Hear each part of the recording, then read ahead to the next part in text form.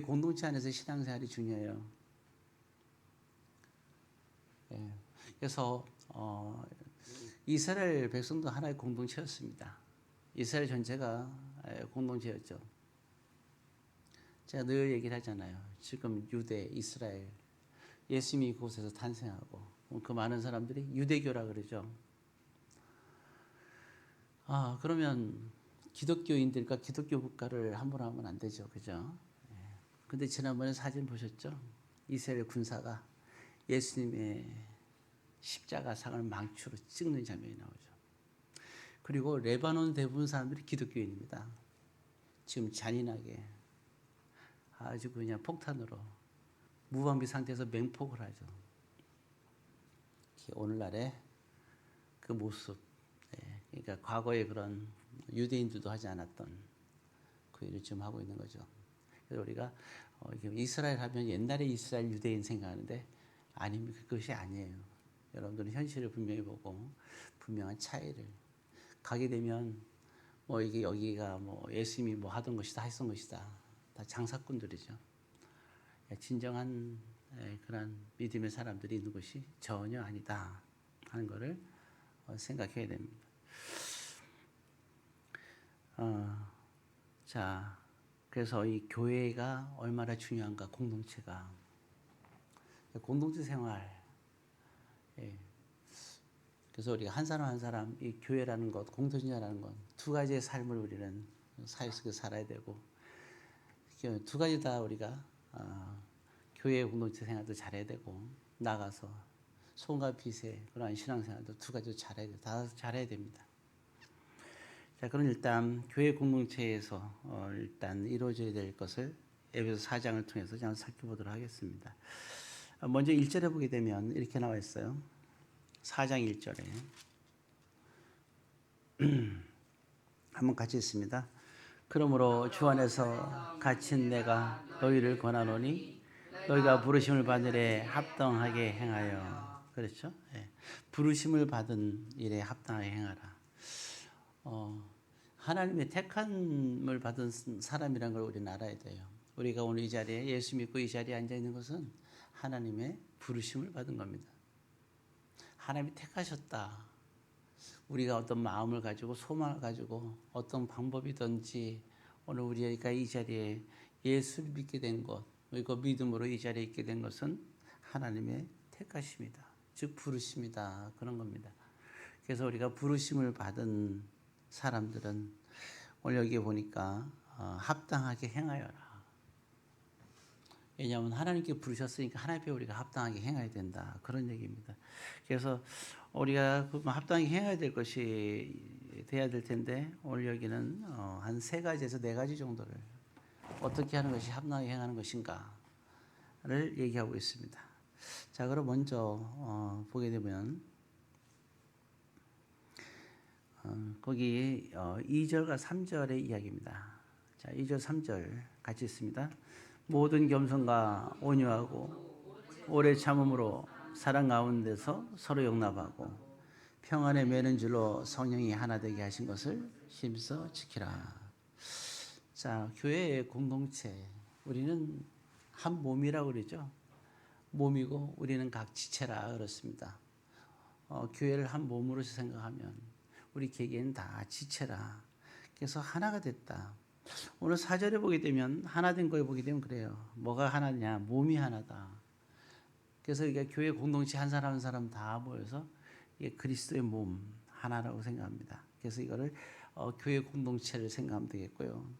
근데 여기 때 보면 성령도 한 분이시다 그랬습니다. 성령 하나님이 한 분이시다. 근데 참 재미있어요. 모든 성경은 하나님의 감동으로 된 것이라고 나와 있죠. 이게 성령 하나님의 감동으로 된 것이 성경입니다. 어떤 사람은 지금 그런 사람들을 잘 안 만나서 그런지 잘 모르지만 과거에는 참 재밌는 표현들을 많이 들어요. 보면은 어떤 사람이든 믿음이 좋은 사람이든 오래된 사람이든 얘기하면 재밌는 표현이 이게 뭐냐?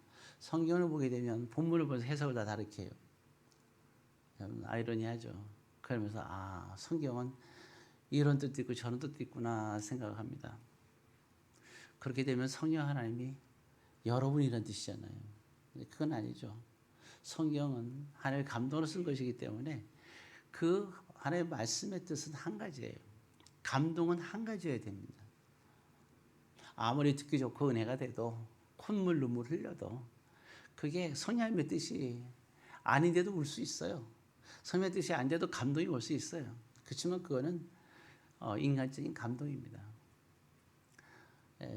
가끔가다 그런 적이 있지 않습니까? 우리가 신앙이 어느 정도 이렇게 분별력이 없이 하다가 기도하다 보면 막 감동이 오죠. 하나님의 뜻이라고 생각이 들고 또 말씀을 보면서도 벌써 감동을 받아가 막 눈물을 흘리죠.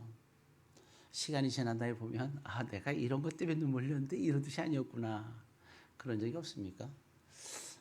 여기 있는 분들은 없나 봐요. 저는 참 많았어요. 아주 많았습니다. 성경을 처음에 요조를 뽑아가지고요.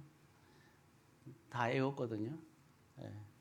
신학대학교 들어갈 때 외웠습니다. 왜냐하면 신학대 들어가면 성경 시험을 봐야 돼요. 보려면 어쩔 수 없이 외워야 돼요. 그러면 나올 만한 걸 다 뽑아요, 일일이. 기존에 나왔던 암송, 제가 또 읽으면서 좋다는 암송을 다 읽었어요. 그러다 보니까 요절만 들었다가 외우다 보니까 요절 속에 얼마나 은혜가 많은지. 그러니까 그 뜻이 그런 뜻이 아닌데 내 마음대로 막 해석이 되는 거죠. 아주 묵상은 얼마나 많이 했는지.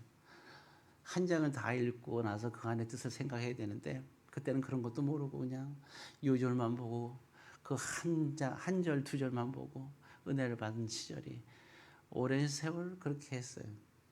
시간이 지나면서 아 이게 이런 뜻이 아니었구나.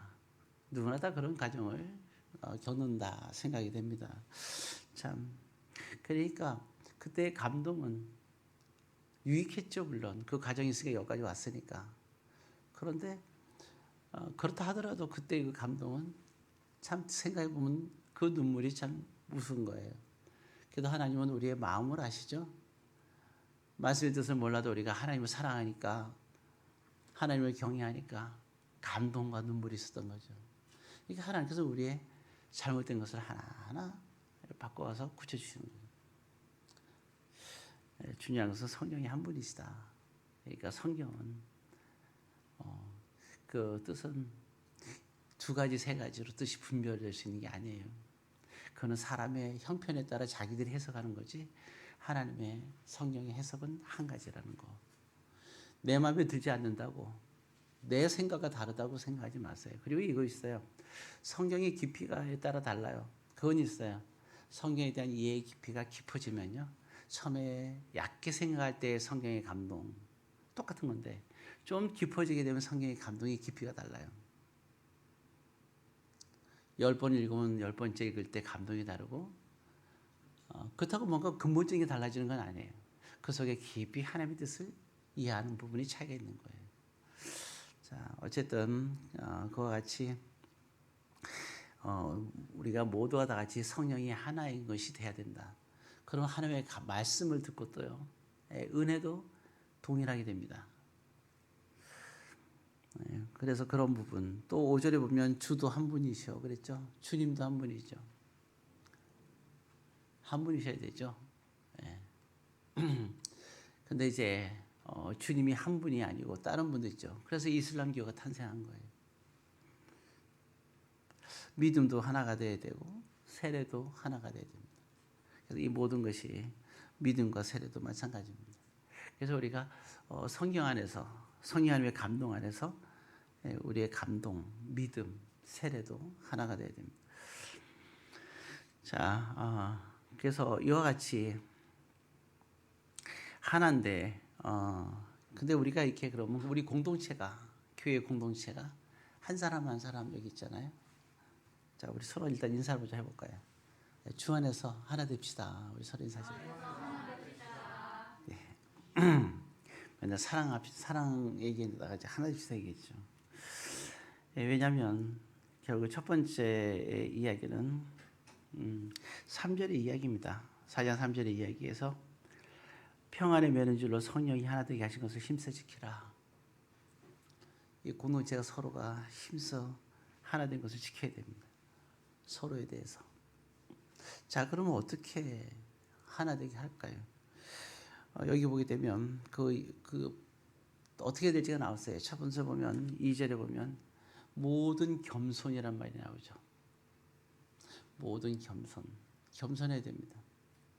그 어떤 것도 겸손해야 돼요. 예, 낮은 거하고 겸손은 다르죠. 낮은 건 낮은 거죠. 겸손은 주님 때문에 낮아지는 걸 겸손이라고 얘기를 해요. 그래서 우리는 이 겸손의 의미를 알아야 됩니다. 이 겸손한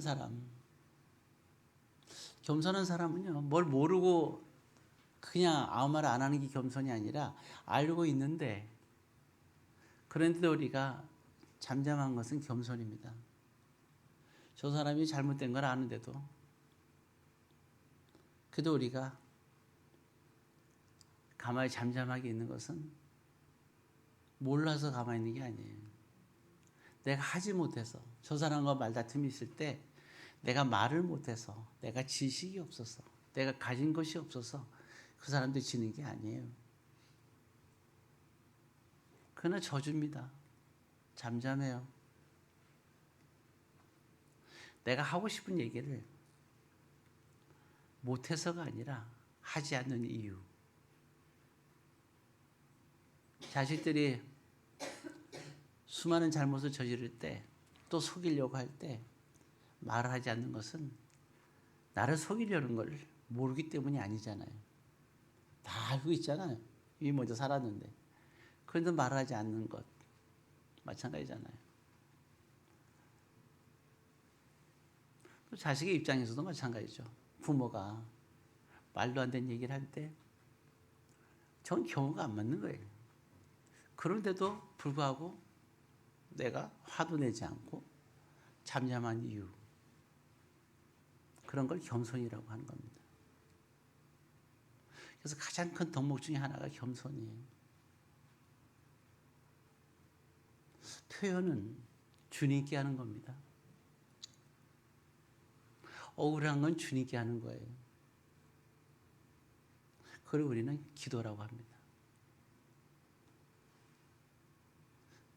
공동체 안에서는 사람에게 하면 안 돼요. 알곡과 가라지에서 가라지를 남겨둔 이유는 알곡이 다칠까 봐. 내가 만약에 감정이 상해서 뭔가를 얘기하게 되면 그 사람이 다치잖아요. 그런 걸 떠나서. 그래서 말을 하지 않는 거예요. 꼭 해야 될 말은 하지만 정말 그것도 조심스럽게, 아주 밥까지 사가면서, 눈치 보면서 조심스럽게, 말도 다 못하고 아주 조심스럽게 작은 말로 얘기하는 이유, 못해서가 아니잖아. 상처 입을까 봐. 그렇잖아요? 상처 입을까 봐 그런 거잖아요. 그걸 어떻게, 그게 어버이 큰 사랑과 같은 거예요. 자녀가 상처 입을까 봐 걱정하지 않는 부모가 무슨 부모겠어요. 자녀를 매를 대도 오죽하면 매를 대겠습니까? 야단을 쳐도 마찬가지고. 그냥 야단 친 부모는 부모가 아니죠. 아무 이유 없이 자녀를 노하게 한다면 어떻게 부모가 되게 수 있겠어요? 그런 부모는 이 세상에 없잖아요. 부모의 마음을 조금 자식이 헤아려야죠. 여러분들도 부모가 다 있었잖아요. 부모가 여러분들에게 매질을 딱 할 때 억울할 때도 있겠죠. 전 생각해보면 우리 아버님한테 살아계실 때 딱 한 번 맞은 적이 있어요. 근데 그때 제 생각에는 잘못했다는 생각이 안 드는 거예요. 그렇지만 침묵 속에서 맞았습니다. 딱 한 번 맞았어요. 아버지하고 단둘이 살 때. 그리고 잠이 들었습니다. 속에서는 분노가 들끓어서 잠잘 수가 없었어요. 잠이 안 치고 했는데. 그런데 그 거친 손으로, 굵은 손으로 제 다리를 이렇게, 그때 저는 말 때는 이렇게 종아리가 없고 이렇게 몽둥이를 맞았는데 한 4대인가 5대를 맞았는데 평생 안 맞으면 제가 얼마나 분하겠어요.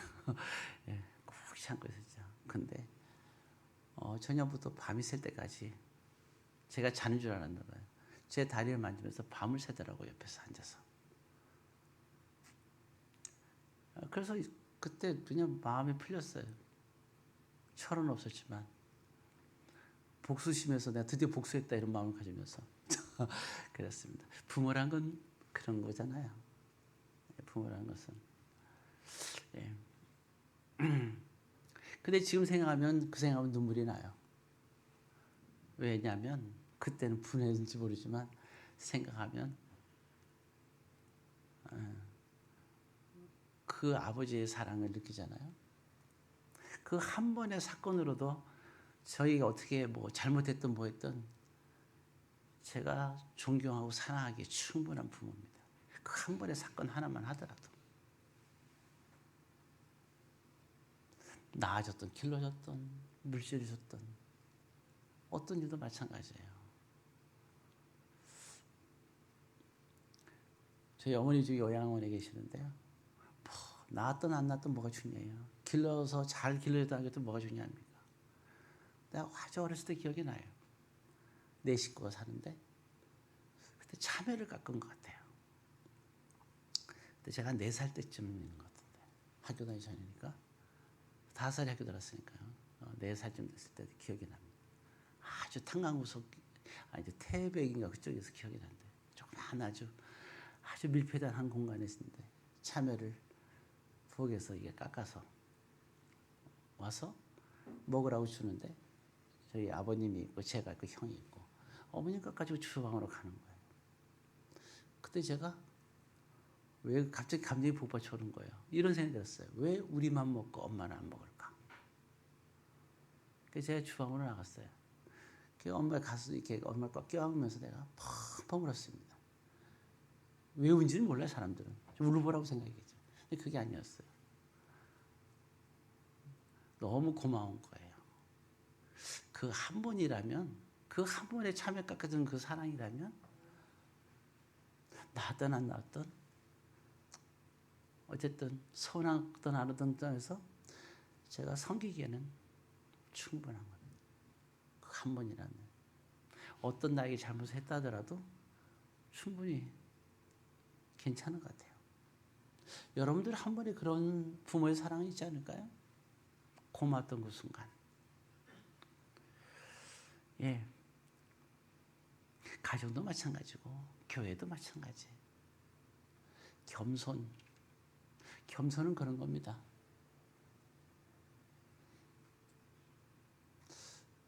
아버님이 제 다리를 만들 때 아버지 저에 대한 겸손이었고 제가 어머니의 품에 안겨서 울었을 때 그는 자식이 부모에 대한 겸손이었어요.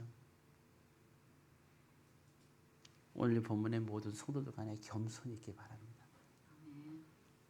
한 번에 고마움을 여러분에게 줬다면 그걸 잊지 말고 사세요. 그러면 충분합니다. 그래서 교회 공동체와 가정과 부모에 관한 건 마찬가지. 그다음에 두 번째는 온유함으로. 제발 온유했으면 좋겠어요. 꼭 누가 뭘 하다 해서 억울합니까? 억울한 걸 꼭 풀어야 돼요? 억울하면 어때요? 여러분 억울함을 세상에서 억울함을 가지고 그냥 참지 말라 그러는데요. 그 어느 순간 그게 그렇게 바뀐 지 얼마 안 됐어요. 그 얘기한 제가 억울하면 다 얘기해라. 병들다. 의사 가서 그 얘기를 하더라고요. 참만의 말씀. 성경 그렇게 얘기하고 있지 않아요. 억울하면 얘기하지 말어. 온유해야 돼. 이게 성경입니다. 온유한 자는 땅을 기업으로 얻어. 골수가 튼튼해져. 골수는 피가 나온 것이잖아요. 그걸 관장하는 게 비장이라고 합니다. 최고로 건강해진다고 얘기하고 있어요. 그 모세는 120세 마지막 죽기 직전까지 죽는 순간까지 건강했어요. 성에 나와 있으니까. 왜? 온유했더니 성경 말씀이 맡겼어요. 세상의 지식이 맡겼어요. 아주 그러니까 의학이 들떨어져서 그래요. 의학이 최고 깊이 들어가게 되면 아, 그렇구나. 참고 온유한 것이 건강이 최고고, 그리고 또 이게 있잖아요. 누가 성공할까? 누가 부자가 될까? 부자 되는 방법이 뭘까? 옛날에 기억나요, 저도. 돈에 대한 책들을 읽고 싶지 않던 읽던 돈에 대한 관심은 없었는데 그 당시에는 저는 명예에 관심이 있었습니다. 근데 돈에 대한 책을 읽을 수밖에 없게 됐어요. 근데 참 이상하게 그런 기업 쪽에 그 당시에는 책들이 너무 재밌었어요. 근데 보게 되면 일제시대 때 그렇게 그 어려운 시대에도 돈을 엄청 번 사람들이 많더라고요. 그렇게 많지 않지만. 그분들이 쓴 글을 읽었는데, 야, 참 놀란 일이 많았어요. 지금도 제가 그게 들어요. 그 중에 한 얘기 들으면 그런 얘기 있어요. 돈을 쫓아다니는 사람은 먹고 살 정도만 산다. 돈이 니를 따라오게 해라. 그 사람이 부자가 큰 부자가 될 수 있다. 제가 그걸 보는 순간 제가 청소년기인데 그렇구나. 돈은 이렇게 벌어야 되는구나. 이건 성경이 아니에요. 이건 책 중에 그랬었다는 거예요. 이게 진짜인 줄 알면 큰일 나요. 근데 그거보다 더 대단한 거는 그게 아니라 온유한 자는 땅의 기업을 얻을 것이다. 성경 비밀입니다. 아, 그렇구나. 내가 온유해지면 물질이 큰 축복이 임하는구나. 모든 사람에 대해서 온유한 사람은요, 적이 안 생겨요.